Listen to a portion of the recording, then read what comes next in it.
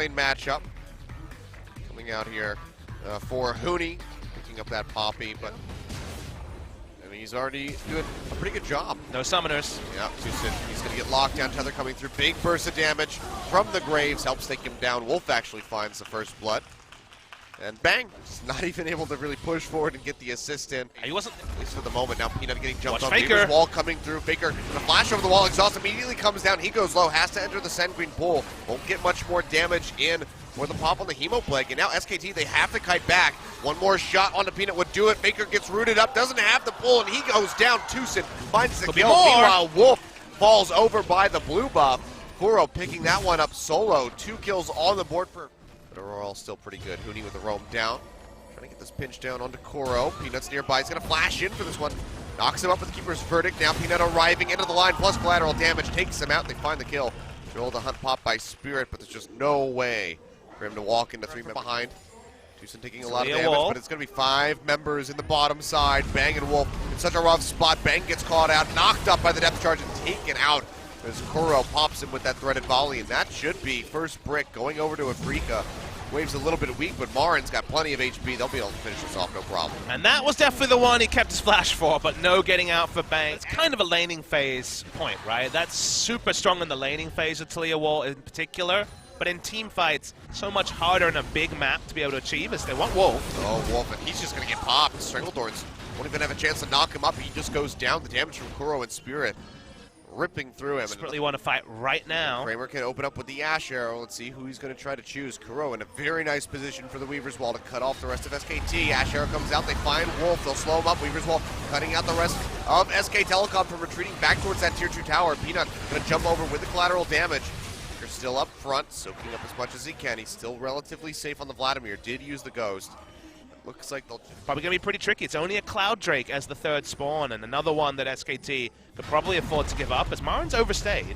Oh, Huni's pretty far forward as well. Kuro tossed out that Weaver's Wall, but the rest of the team playing around this bottom side, looking to pick off Huni.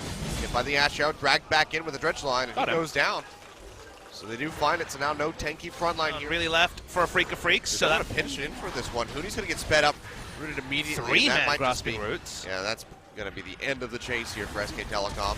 Oh, Faker, no, he goes big, flashes in on top of Kramer. Protobelt coming down. Hemo Blake ticks away, and Faker comes up with the massive kill. Zonia's thrown down to dodge out on those Strangledorns, and now Faker can just try to exit on the backside of the fight. Huni really far forward, tried desperately to take out Kuro, will not be able to do so. Pays for that one with his life, but man, Faker just diving in. That's why the 3-man grasping roots had to use the exhaust, which he would certainly like to hold on for a future fight. Weaver's Wall thrown down. Faker going to get cut off. Does not have the flash. Goes into the Sanguine pool. No Zonia's. Not available. He's going to try to sustain as much as he can, but it's just too much. Afreeca.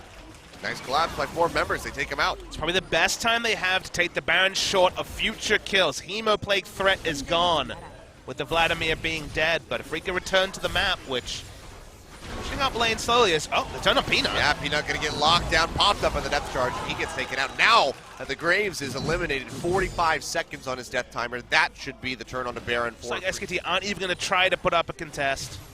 Yeah, they're gonna try to just get some turrets in. Now they're in danger of getting collapsed on. Spirit leaps forward, trying to get on the Peanut. He quick draws away, but now he's gonna get cut off by this Weaver's Wall, targeted out by Kuro, and very well may fall. Redemption coming down. Is it enough to keep him alive? Yes, it is. Right on the backside, it comes through, and Spirit gets popped, stunned into the wall by Huni. And they finish him off, and Peanut barely makes it out with his life. Yeah, Kuro pulled off because of the lead. 8,000, I guess, more accurately. It's a big, deep teleport. TP going onto the ward. Peanut's already dead. Kuro coming up with the kill, and now Marin wrapping around from above. They want now. He's slowed down, loses the home guards. They'll back away. This needs to be Baron. That's going to be the pit. Huni, they're going to try to commit into this one. He does have the Keeper's Verdict. He's going to charge it up, but the Baron already goes over. He boots Spirit away. Faker. Very barely, though. He dashing in. Faker going in, throws down that Hemo Plague, but still gets popped. Has to go straight into the Zonias. Can't come up with a single kill yet. Takes a ton of damage from the seismic jump, and will get picked off. Kuro comes up with a kill now. Huni trying to exit, flashes away on the top side of the pit, but he's going to get his GA popped in the meantime. Bang and Wolf kiting around this bottom side of the pit. Get a lot of damage through onto Spirit, but they cannot finish him off. LBK. Buying time for that Elder Dragon. He still hasn't even lost the Guardian Angel, so he is in such a strong spot. Yeah, Elder Dragon just going to get threaded through by Afreeca Freecs. 3 stacks going forward for them, plus Baron buff. One of those stacks being Infernal.